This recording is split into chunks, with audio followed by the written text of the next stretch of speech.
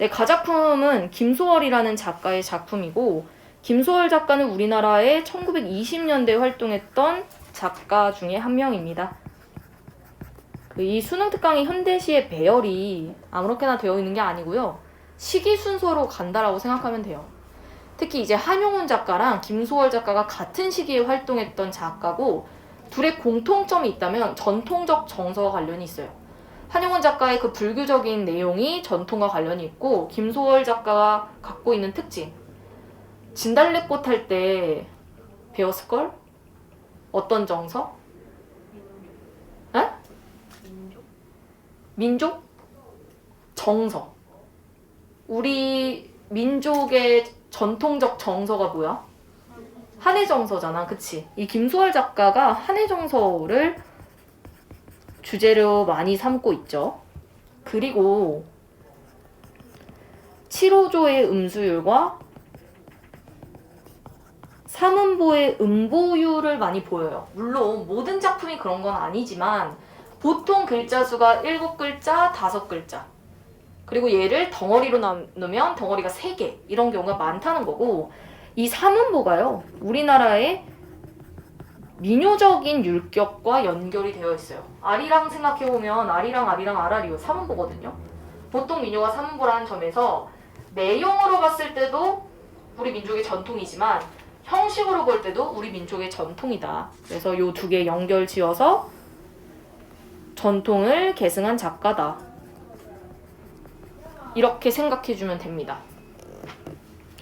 그리고 진달래꽃 할 때 배웠겠지만 얘들아, 김소월은 원래 남자야. 그런데 김소월 작가의 작품을 보면 화자가 거의 다 여자예요. 물론 나 여자 이렇게 말하지는 않았지만 여성적 어조를 사용하는 경우가 많습니다. 그래서 김소월 작가 하면 여성화자. 여성화자라는 말도 나오고요. 그리고 향토적 소재의 사용도 많습니다. 진달래꽃에서 영변의 약산 이런 것도 전부 다 향토성을 보여주는 소재였죠. 그래서 기본적으로 알고 있어야 되는 김소월 작가의 특징 중에 한 4개를 적어본 거고요. 그럼 질문을 한번 볼게요. 이거 워낙 유명한 작품이라 어디서 봤었을 수도 있어. 접동, 아우레비 접동. 일단 접동이라는 말에서 이 시의 시적 대상이 접동새인가 보다. 그리고 접동새 울음소리가 접동이에요. 물론 좀 억지지. 그 접동새의 다른 이름이 소적새 혹은 자규라고도 나오죠. 소적새 혹은 자규 다 같은 계열의 새를 말하는 거고 우리 문학에서 항상 얘네는 한을 상징하는 새예요. 왜냐면 항상 새벽에 울어요. 그리고 그 소리가 굉장히 구슬프다고 합니다. 자, 형식으로 접근해 볼까요? 접동,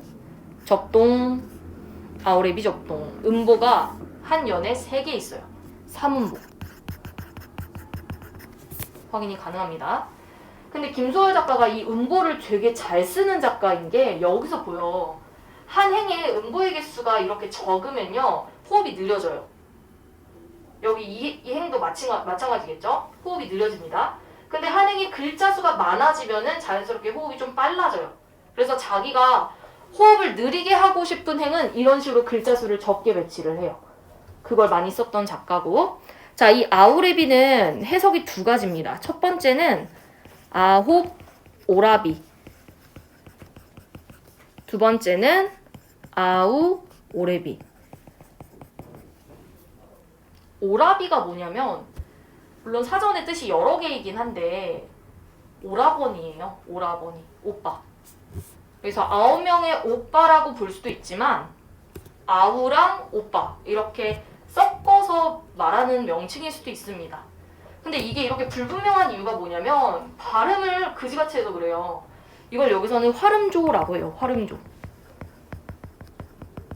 활음, 즉 부드럽게 발음하려고 하다 보니 표현이 좀 명확하지 않죠. 그래서 해석이 이렇게 좀 분분해진 거고 진두강 가람가에 살던 누나는 진두강 앞마을에 와서 웁니다. 자, 진두강이라는 공간은요.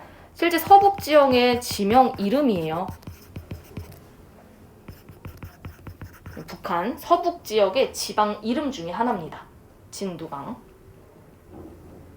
그리고 이거 잘 보면은 가람이 이름이랑 똑같잖아요. 이거 강의 순 우리말이거든. 강강 반복이에요. 진두강 강가에 살던 누나 이렇게 해석하면 되고, 이렇게 향토적인 부분이 이렇게 잘 드러난다는 거죠. 김소월 작가의 작품에. 그리고 이 진두강 앞마을에서 와서 우는 게 지금 누나잖아. 근데 갑자기 접동새 얘기하다가 왜 누나가 나오냐고. 이 누나는 결국에 위에 나오는 접동새를 말합니다. 왜냐, 이게 또 우리 설화랑 관련이 있거든요. 옛날에 그 여자아이가 있었는데 계모가 있었어요. 근데 우리가 알다시피 계모는 항상 여자애를 괴롭히잖아. 이 여자애를 쌀독에 가둬가지고 거기다 불을 질러버려. 그래서 그 쌀독을 열었더니 여자애가 새가 되어서 날아갔다. 이런 우리 고전 설화가 있어. 그러니까 이 날아간 새가 뭐겠어? 접동새겠지 뭐. 그 설화를 차용했다고 볼 수 있어. 고전 설화를 차용했다. 모티프라고도 할게요. 그러니까 그 여자애가 얼마나 한이 쌓였으면 접동새가 되어서 날아가겠어요. 그리고 심지어 새벽마다 막 울어. 그래서 이런 설화를 빌려왔다는 점에서도 이 작품이 전통을 계승했다. 이렇게 말할 수도 있어. 그리고 이 진두강이 아까 내가 서북지역이라고 했잖아. 실제 내가 방금 말한 그 설화가 여기의 설화입니다. 대표적 설화고요. 이 운다라는 거는 청각적 이미지와 관련이 있는데, 누나가 갖고 있는 슬픔이나 혹은 한의 정서를 강조하는 표현이겠지.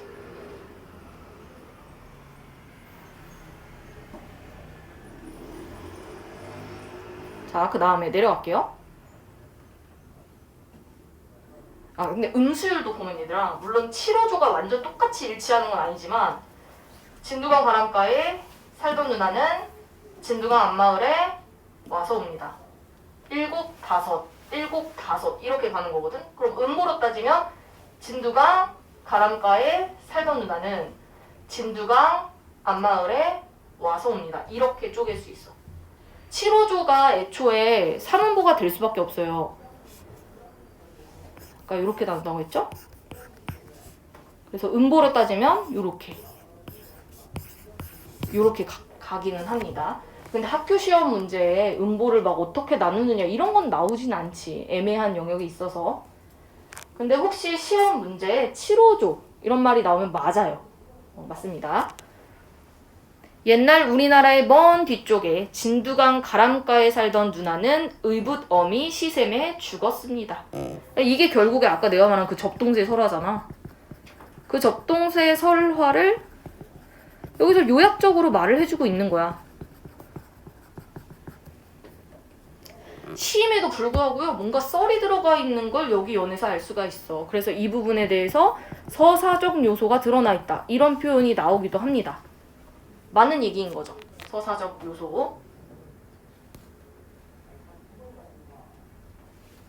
그리고 옛날 이런 표현은 보통 언제 쓰이냐면 옛날에 뭐 이런 마을에 누가 살고 있었는데 이런 표현 있잖아. 그래서 요 옛날이라는 표현이 설화적 특징이에요. 설화가 뭐야 애초에 입에서 입으로 전해지는 이야기잖아. 설화 특징이 또 드러나는 표현이기도 하다라고 생각하면 되고, 이 의붓어미 시샘이 아마 이 누나가 죽은 원인이겠죠 뭐. 자, 누나라고 불러보랴 오 불서러. 자, 불설워. 이게 좀 낯선 말일 텐데 불설어는 몹시 서러워 이런 뜻이에요. 몹시 서러워.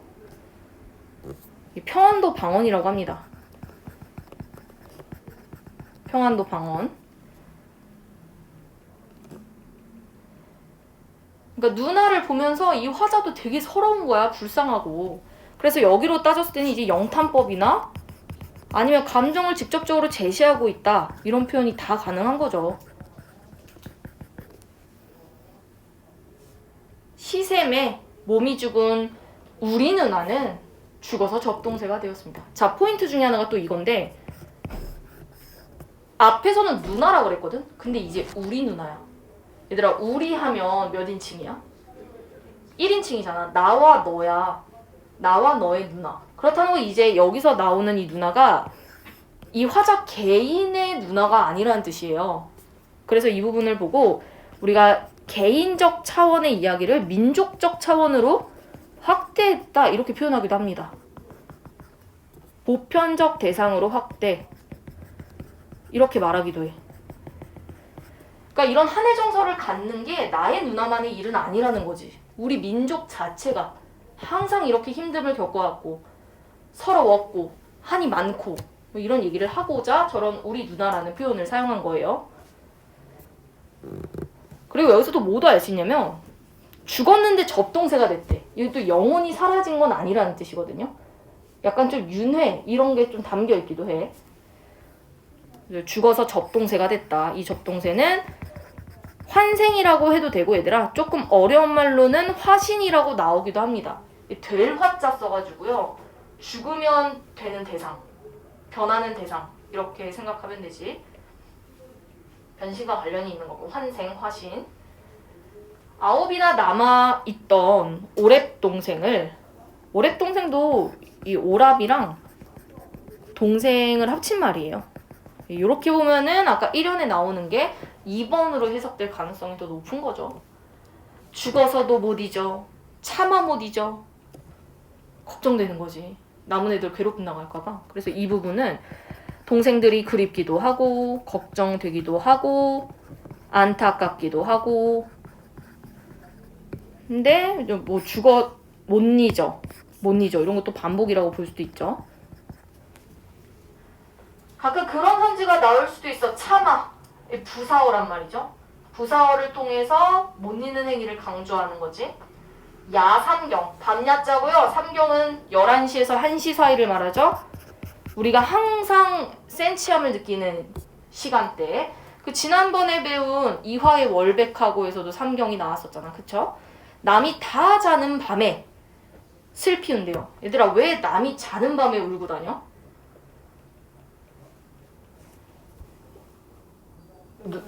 그렇지. 의붓어미의 눈을 피해서 이렇게 옮겨 다니는 거고 계모의 눈을 피하려고. 그러다 보니 접동세가 그때부터 한을 상징하게 되었다 라는 이야기입니다. 그래서 이 야삼경이라는 시간대는요, 이 누나가 자신의 한스러움을 표출하는 시간이기도 해요. 문제로 연결이 되어 있죠. 그래서 이 작품의 주제는 뭐 애절한 혈육의 정 이렇게 정리할 수 있겠죠. 애절한 혈육의 정. 그래서 이 작품의 포인트는 일단 고전설화를 차용해왔다는 점과 7호조 사문보를 사용하고 있다는 점과 한해 정서가 있다는 거. 이거 세 개를 다 묶어서 전통을 계승하고 있다. 이렇게 말을 하면 되고요. 그리고 중간에 설화적인 요소들이 잘 들어가 있는 작품이다 라고 생각하면 됩니다. 네, 이거는 모의고사에서도 종종 출제가 됐던 작품이기 때문에 올해 수능에서도 당연히 연계 가능성이 있는 작품이겠죠. 자, 그럼 문제 잠깐만 풀어볼게요. 1번 문제 갑니다. 음보 유지하고 있어요. 몇 음보? 3음보. 그렇죠. 자, 2번 감탄사는 있습니다. 이 작품에도. 어디죠? 5가 있어요. 비극적 분위기 나타내죠. 불쌍하다고 했기 때문에. 그러니까 이미 2번은 틀린 거야. 3번 색채 대비 없습니다. 색채 자체가 없어요. 그 다음 4번 공간의 변화를 중심으로. 이거는 약간 조금 애매할 수 있는데 지금 수특 답지에서는 이걸 인정하고 있어요. 특히 어디서 인정하냐면 진두강 앞마을 이산 저산 옮겨 다닌다. 이런 표현 때문에 이걸 인정해주고 있습니다. 근데 어차피 뒤에가 틀렸어요. 5번 행의 길이의 변화를 주기는 하지. 근데 아까 뒤에도 잘 보라고 했잖아. 행의 길이의 변화를 줌으로써 시적 상황의 변화를 나타내냐고. 그건 아니에요. 이건 그냥 음보의 배치에 관련된 얘기인 거고 상황 변화와는 관련이 없습니다. 뭐 누나가 상황이 변화해서 뭐 좋게 됐다든지 그런 게 없기 때문에 뒷부분이 틀려서 5번은 적절하지 않습니다. 자, 그 다음에 2번. 기억이 야삼경이에요. 1번. 재회? 관련 없죠. 누나랑 이별하게 된 이유가 야삼경 때문은 아니지. 그 다음 3번. 깨달음을 관련이 없잖아, 완전. 4번. 자신의 상황을 되돌아본 성찰 아니잖아요. 5번. 감정을 표출한다. 근데 이 3번이 조금 애매하긴 하거든. 특히 아까 전에 내가 우리 누나 이런 표현 얘기했잖아. 개별적인 걸 보편적 인식으로 확대했다. 이런 표현이 있어서 3번이 좀 애매하긴 한데 그게 또 좀 깨달음? 이것과는 좀 맞지 않을 확률이 있어서 그냥 난 X를 쳤어. 학교에서는 혹시 3번에 대한 설명이 있었어? 아무것도 없었나요? 그럼 그냥 X 치세요. 자, 그 다음 3번 문제. 을그더미 시샘의 주가 접동새가 되었다라는 건 계모에 의해서 누이가 억울하게 죽은 거죠. 그 다음 2번. 죽어서도 못 잊어 라는 거 동생들에 대한 걱정이지 뭐. 답이 안 나왔네. 자, 혹시 요 가작품에서 좀 특이한 선생님의 말씀 혹은 여기 없는 거 있어?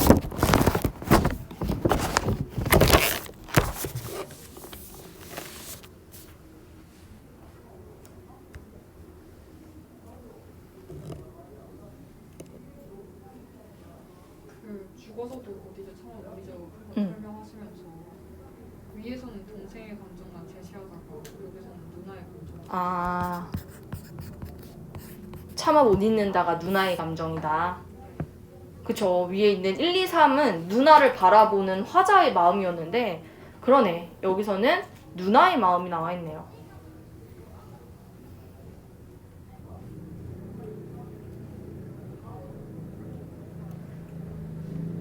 진돗방 쪽에 누나가 화자가 동생임을 나타내는. 누나, 화자가 동생이다. 너무 당연한 얘기 아니야 이거? 또 있나요?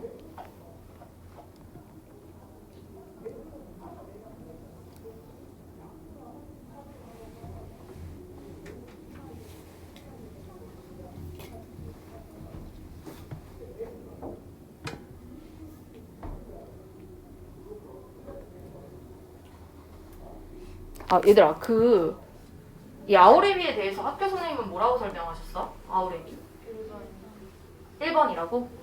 너희는 1번으로만 알고 있으면 되겠네? 근데 오라비를 그럼 뭐라고 설명해 주셨어? 오라비? 오레비라고 했어? 오레비? 이거 좀 오라비는 오라버니인데? 이 오라비라는 게 그 뜻이 아까 내가 여러 개 있다고 그랬잖아. 첫 번째 뜻이 오라버니고 두 번째가 남에게 내 동생을 낮춰서 말할 때 오레비라는 표현을 쓰기도 하거든. 그럼 선생님은 그냥 동생으로 봤다는 거지? 동생. 그럼 너희는 그냥 이걸로 알아두면 되겠네. 동생으로. 그리고 또 방금 한 것처럼 좀 정해주신 거 있어? 뭐 이렇게 의미를 딱 제시해줬다거나.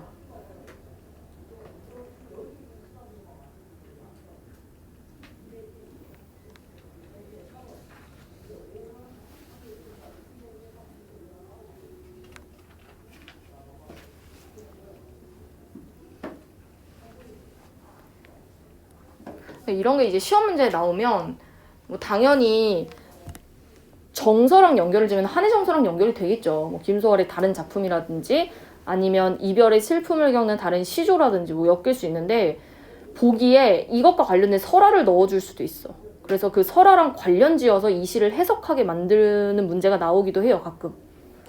근데 설화 얘기를 내가 아까 해줬기 때문에 너희가 머릿속에 그 설화의 내용을 대충 인지하고 있으면은 뭐 어렵지 않겠죠. 그럼 더 없어? 괜찮아요? 오케이, 넘어갈게요. 자, 나 작품 볼게요. 수천리. 네, 수천리는 별로 의미가 없어요. 수천리라는 거는 지명 이름이에요. 그 리자가 동네 할 때 그 리잖아. 서울 금호동에 있는 공간이고요. 배워서 알겠지만 무덤이에요. 누이의 무덤. 누이의 무덤이 있는 공간이 바로 수천리입니다. 당연히 그럼 벌써 화자 정서 대충 눈치채야지. 누이의 무덤 가면 당연히 슬프겠죠. 누이에 대한 그리움도 드러낼 거고. 자, 근데 지금 작품을 보면 행의 구분이 없죠. 산문시죠, 산문시. 산비탈엔 들국화가 환하고 누이 동생 무덤 옆엔 밤나무 하나가 우뚝 서서 바람이 올 때마다 아득한 공중을 향하여 여인가지를 내저었다. 자, 분위기를 상상해봐, 얘들아. 누이의 무덤가를 갔는데 밤나무 하나가 앙상해. 앙상해가지고 막 가지가 찰랑찰랑거리고 있어. 그래서 이 수특에서는 요 밤나무를 누이를 떠올리게 하는 소재다 라고 보고 있어요. 그러면 이 밤나무를 보면서 화자는 굉장히 안타까운 마음이 들었겠지. 또 심지어 밤나무가 앙상하게 말라있는 걸 보면서 마음이 아프겠죠. 근데 이 밤나무와 지금 좀 상반되는 이미지가 있는 게 이 들국화예요. 이 들국화는 지금 환하다라고 했기 때문에 얘네 두 개가 지금 대비되는 느낌이 있다는 거야. 얘는 환하고 얘는 여였기 때문에. 원래 우리 문학에서 그런 거 있잖아. 내 상황과 반대되는 소재를 배치하면 나의 상황이 부각이 되는 경우가 있단 말이죠. 그러면 이 들국화를 설정한 이유 자체가 결국에 누이 동생의 부재를 부각하려는 효과가 있는 거예요. 예를 들면 그런 거지. 우리 동생은 없어서 죽었는데 들국화 너무 예뻐. 그럼 결국에는 그 예쁘고 환하게 펴있는 들국화를 보면서 누이를 잃은 슬픔을 더 뼈저리게 느끼겠죠. 그래서 일종의 객관적 상관물의 기능을 한다라고 볼 수도 있겠지. 그래서 뭐 아득한 공중을 향하여, 공중 이런 표현에서는 뭐 상실감, 공허감 뭐 이런 표현도 나올 수도 있어. 그럼 여기까지 보잖아요? 그러면 화자는요 별로 뭐 딱히 정서에 대해서 얘기를 한다기보다는 주변 경관에 대해서 묘사하는 거 정도? 그 정도밖에 지금 없어. 무덤의 주변 경관을 묘사하는 정도밖에 이해를 안 했는데 이 경관 묘사만으로도 누이를 잃은 슬픔이 잘 드러난다는 거죠. 갈 길을 못 찾는 영웅 같아서 눈이 감긴다. 누가? 밤나무가 허우적 거리는 게 마치 내 누이 동생 같다 이런 느낌이겠죠? 무덤 옆엔 작은 시내가 은실을 긋고 등 뒤에 서거기는 떡갈나무 숲을 잎에 차단한 비석이 노을에 젖어 있다. 차단하다라는 건 차갑다라는 뜻이에요. 차갑다. 근데 이 중요한 건 아닌데 얘들아, 여기 은실을 긋다 이런 표현 있지. 은실을 긋다. 이거는 무덤 옆에 시내가 있는데 이게 마치 실을 그어놓은 것 같다 이런 느낌이잖아. 이게 어떻게 더 해석할 수 있냐면 이승과 저승 간의 단절감을 드러내기도 하는 거야. 마치 내가 있는 공간과 누이가 있는 그 무덤이라는 공간이 갈라져 있는 것처럼 표현을 한 거기 때문에 시험 문제에서 이승과 저승 간의 단절감 요런 말이 나올 수도 있어요. 중요한 건 아닌데 그렇게 볼 수도 있다. 그 다음에 서걱이다. 청각이죠. 차단한 촉각이죠.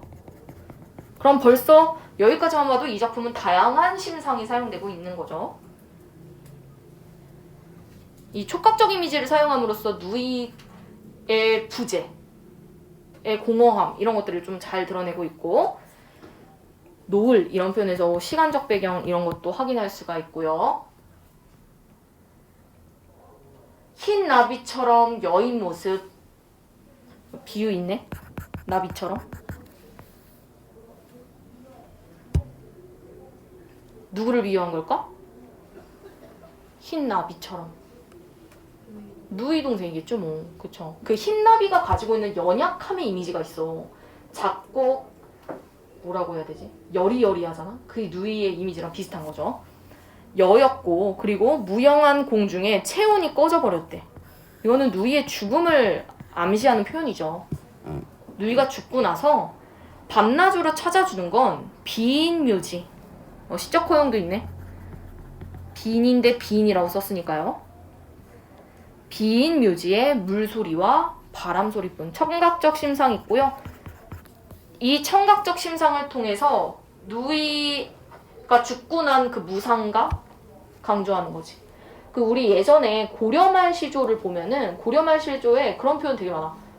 500년 왕조의 업적이 물소리뿐.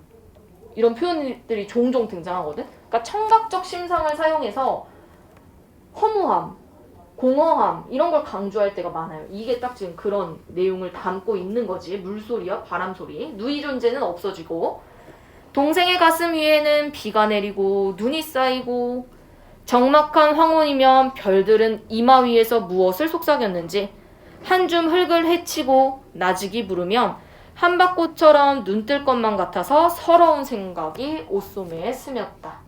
자, 동생 가슴 위에 비가 내리고 눈이 쌓였다는 건 그만큼 시간이 흘렀다는 거죠. 그리고 아무것도 없는 적막한 저녁이 되면, 자, 그러면 이 적막한 황혼은 누이의 부재를 이 화자가 실감하는 시간이라고 볼 수도 있어. 적막하다는 건 지금 아무도 없다는 거잖아요. 누이가 거기서 적막하자면 그 귀신이지. 적막한 거죠. 그리고 별들이 이마 위에서 뭔가를 막 속삭이는 것 같은 느낌이 들었대. 이 느낌을 받는 이유가 뭐냐면 너무 적막해서 그래. 마치 너무 적막해서 별이 지나가는 소리까지 들리는 느낌? 그런 걸 강조하기 위한 표현이에요. 그리고 나서 여기도 비유가 있네. 한밭꽃처럼. 누이를 비유한 거겠죠? 한밭꽃처럼 눈 뜰 것 같아서 서러운 생각이 옷소매에 스쳤대요. 여기서 서러운 생각이라는 표현을 쓴 이유는 동생이 보고 싶어서. 근데 그게 실현이 안 될 거라는 걸 아니까 서러운 거지. 그리고 생각이 스쳤다. 생각은 눈에 보이는 게 아니거든요. 근데 옷소매에 어떻게 스쳐? 그래서 이거를 추상적 관념의 구체화라고 표현하기도 합니다. 눈에 보이지 않는 생각을 마치 스치는 애처럼 표현을 했기 때문에 구체화했다라고 표현할 수도 있고요. 그래서 주제는 죽은 누이를 그리워함. 그럼 이게 만약에 연계가 될 수 있는 작품은 아까 말했던 제망매가 같은 작품 있잖아요. 누이의 죽음을 그린 작품이랑 연결되어 있을 때 공통점과 차이점을 물어보는 문제가 나올 수도 있어. 공통점이라면 누이의 죽음에 대해 슬퍼하지만 제망매는 어때? 종교적으로 그걸 극복한단 말이죠. 그러니까 그런 차이점도 나올 수 있으니까.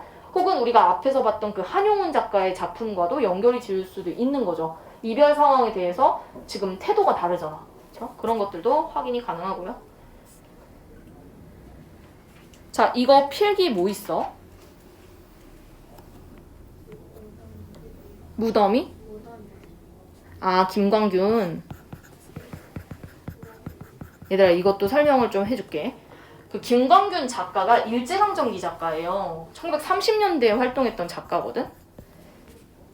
근데 내가 별로 중요할 것 같지 않아서 설명을 안 했던 건데, 모더니즘이라는 것 자체가 현대의 이런 뜻이야. 현대의. 그래서 이 모더니즘이 제일 싫어하는 게 뭐냐면 감정을 너무 많이 표출하는 거. 그거 되게 촌스럽다 생각해. 그래서 보통 모더니즘은 주지주의라고 하죠. 주로 지성. 지성의 반대가 감성이잖아. 감성 표현하는 거 별로 안 좋아해. 그래서 그냥 자기 생각을 드러내는 걸 더 좋아해요. 그 다음에 감정을 절제한다. 근데 이 감정절제가 감정을 드러내는 표현이 아예 없다는 의미가 아니고요. 아까 말했듯이 영탄법 같은 그 감정의 표출 이런 거 별로 안 좋아하는 뜻이야. 그리고 보통 이제 도시적인 소재가 좀 많은 편이기도 해. 그래서 뭐 도시인들의 고독, 우수, 비애 이런 감정을 많이 표출합니다. 그 실제 모의고사에 출제됐던 작품으로 얘기를 하자면 김광균 작가의 뭐지? 비석. 차단한 비석. 혹시 추일서정이라고 들어봤어? 추일서정? 들어봤어요? 내용이 혹시 뭔지 알아? 들어봤다는 거는 아마 기출을 풀다가 한 번쯤은 봤다는 의미겠지? 그게 막 교과서에서 배우는 작품은 아니거든요. 추일서정이. 추일서정이나 한번 보여줄게. 보면 기억이 날 거야.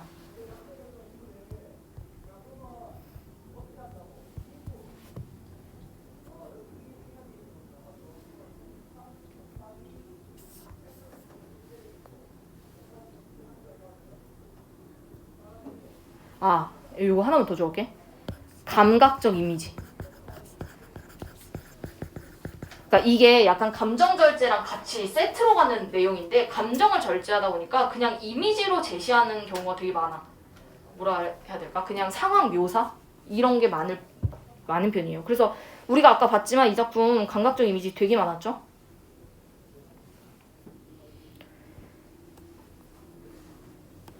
이 대생이라는 작품도 되게 유명하고 실제 출제된 적이 있거든? 대생이라는 자체가 그림이잖아.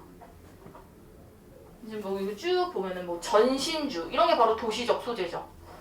그리고 뭐 향료 이런 후각적 심상, 시각적 심상. 지금 보면은 마치 어떤 한 장면을 그림으로 그린 듯한 느낌의 시예요. 그래서 이런 게 딱 모더니즘을 잘 보여주는 시고 이 작품은 옛날에 수능 특강이 연계가 됐던 작품이거든, 몇 년 전에. 근데 뭐 올라왔답니다. 그때 나왔던 거라 최근 출제된 거라 우리가 시험 때 볼 가능성은 없고 요게 이제 너희가 그때 봤다던 작품이겠지. 뭐 폴란드 망명정부 집회, 급행 열차, 공장 이런 것들이 딱 도시적 소재. 그래서 그 도시인들이 갖고 있는 황량함, 마음속에 있는 비애 이런 거 유명하죠. 풀벌레 소리 발길로 찬다 이런 거. 그래서 얘가 황량한 생각을 버릴 곳이 없어서 돌팔배를 하나 이렇게 한번 던져봤는데 결국에 그 돌은 다시 떨어지죠. 그러니까 그걸 통해서 나의 이 고독함을 해소할 수 없구나 라는 절망적인 인식으로 끝이 나는 시예요. 그래서 이 시를 지금 공부하자는 의미에서 보여준 게 아니고요. 모더니즘 작가가 이런 감각적 이미지가 많다라는 거 보여주려고 지금 잠깐 본 겁니다. 이 모더니즘 설명하면서 또 뭐 얘기해 주셨어? 그냥 딱 모더니즘만 얘기했어? 정지용 씨 유리창. 정지용의 유리창? 왜냐면 정지용도 모더니즘 작가예요.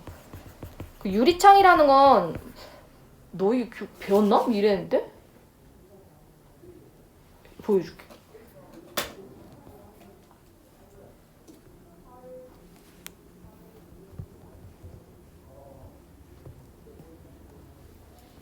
유리창을 얘기했다는 거는 어쨌든 시를 알고 있으면 좋다는 뜻이겠지 뭐. 어디서 본 적 있지 않아? 이거?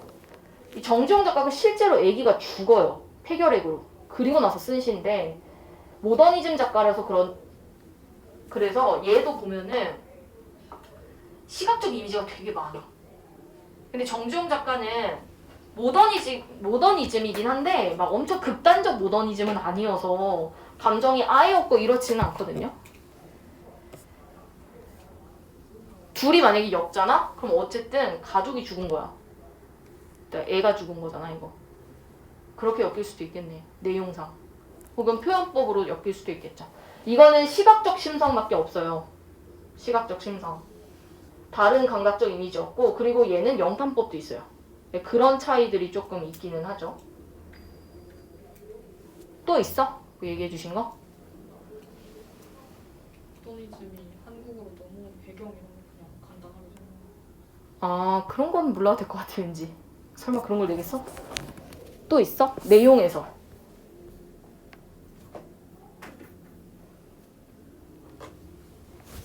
여기 없는 거 있어? 학교쌤이 설명해 주신 내용 중에. 물소리랑 바람 소리, 어, 죽음을 연상시키는 거. 죽음을 연상시킨다? 흰나비도? 왜냐면 다 누이와 관련된 소재라서 그런 거겠죠. 그리고 원래 흰색이 우리 민족에서 죽음을 상징해. 보통 우리 사람이 죽으면 흰색을 입잖아요. 흰색이 갖고 있는 죽음의 이미지들이 있습니다. 또 있어요?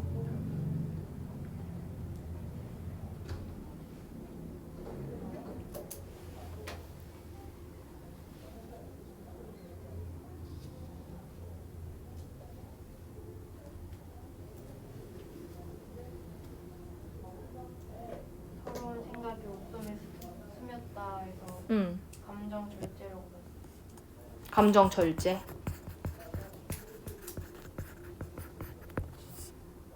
그리고 담담한 어조.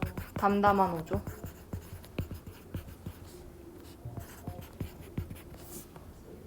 근데 이게 되게 헷갈릴 수 있어. 그러니까 뭐 서러운이라는 말이 나와 있으니까 아 이게 감정을 막 표출한 거 아닌가? 막 이렇게 생각할 수 있는데 서럽다. 이거보다 서러운 생각이 스쳤다. 이거랑 미묘하게 느낌이 좀 달라요. 그냥 예를 들면 이거지. 아 기분 나빠 진짜 짜증나 죽겠네. 이거랑 가끔 너가 좀 짜증난다는 생각이 들기도 해. 이거랑 뭐가 더 덤덤해 보여? 후자가 좀 더 덤덤하단 말이야. 그래서 이게 좀 헷갈릴 것 같아서 얘기를 하긴 한 건데 선생님이 어쨌든 이렇게 말씀하셨다는 거는 너희는 이렇게 외워야 된다는 거겠지. 근데 이런 거 가지고 모의고사에서 감정을 절제한다 이렇게 내기는 좀 어려워요. 애매할 수 있기 때문에. 근데 어쨌든 너희는 저렇게 보면 될 것 같고.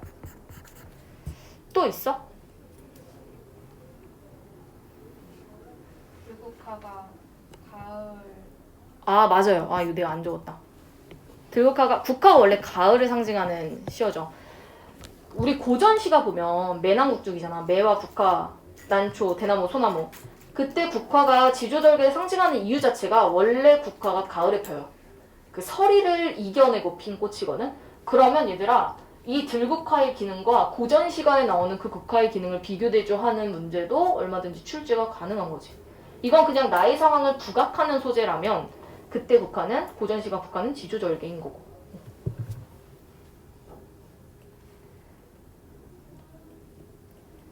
또 있나요?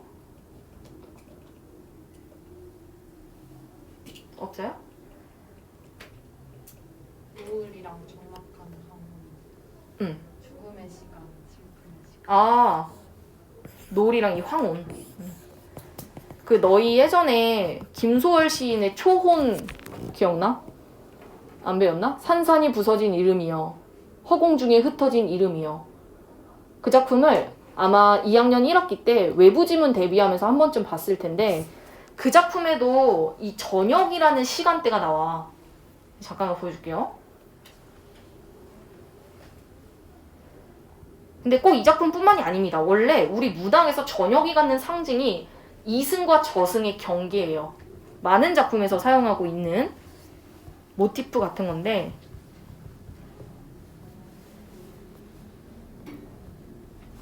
아마 본 적은 있겠죠. 근데 예전에 김소월 작가 작품이었나? 이별 관련된 거 할 때 살짝 본 것 같아요. 사별. 아 이것도 사별이네. 여기 보면은 불러도 주인 없는 이름이요. 이게 그 사랑한 사람이 죽었다라는 거거든.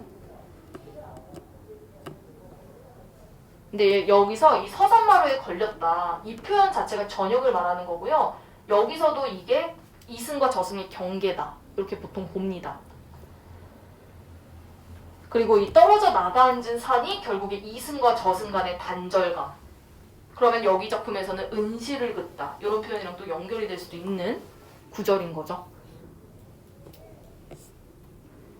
네, 그래서 그런 표현, 이 말 기억하고 있으면 좋을 것 같네. 죽음을 나타낸다. 또 있어? 여기 그 별들은 누나 오에서 무엇을 속삭였는지 응. 화자의 서러운 심성 화자의 서러운 심사? 뭐 어떻게 설명하시면서 이런 표현을 쓰셨어? 너니 참 특징 이거 혹시 이렇게 써져 있는 사람? 왜 이렇게 설명하셨어? 별이랑 동생의 대화를 하자는 절대 듣지 못해서 아, 이거를 별이랑 동생의 대화라고 봤어? 아, 이거는 얘들아 절대적인 해석이 아니에요. 이 부분은 선생님의 해석이 지금 좀 들어간 거야. 별이랑 동생과의 대화고 그거를 내가 지금 속상임 정도로만 인식한다는 거 결국 이거 단절감이죠. 근데 이거는 정말 딱 내 신형으로 접근했을 때 확인할 수 있는 말이고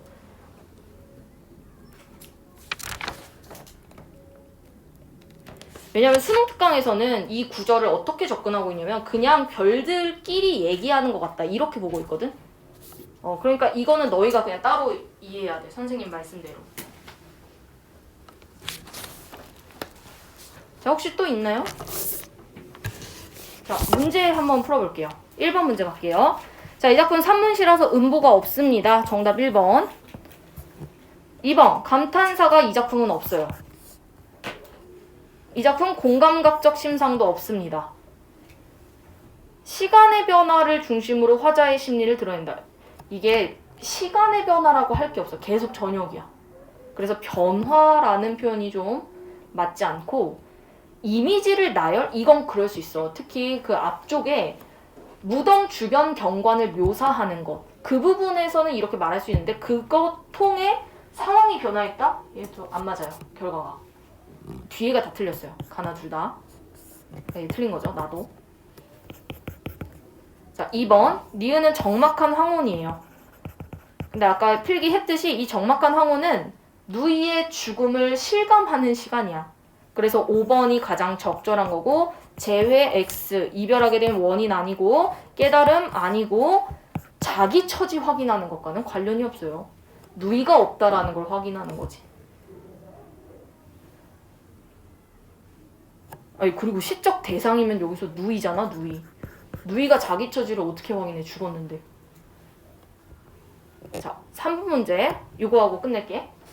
아득한 공중을 향하여 여인가지를 내젓는 밤나무는 시각적 이미지가 맞고 이게 죽은 누이를 떠올린다고 아까 말했죠.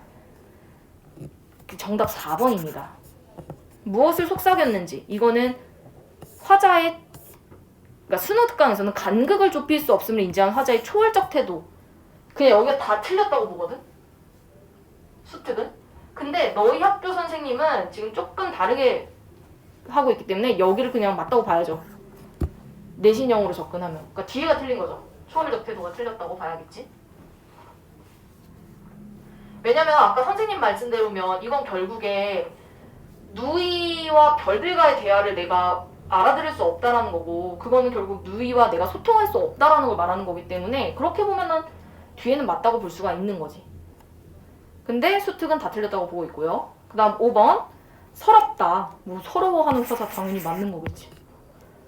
자, 혹시 이 문제와 관련해서 질문이 있거나 아니면 좀 선생님 대답이랑 다른 거. 선생님이 3번 문제에 이 4번 선지 어떻게 설명해 주셨어?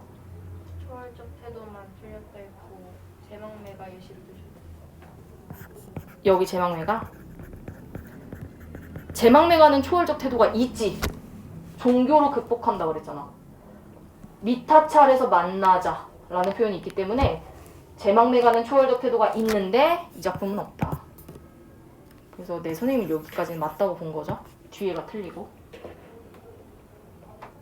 자, 혹시 또 질문 있어요? 요거? 자, 그러면 오늘은 여기까지고 일요일에 과제 다 해와야 돼. 밀리면 안 된다. 오늘은 여기까지 할게요.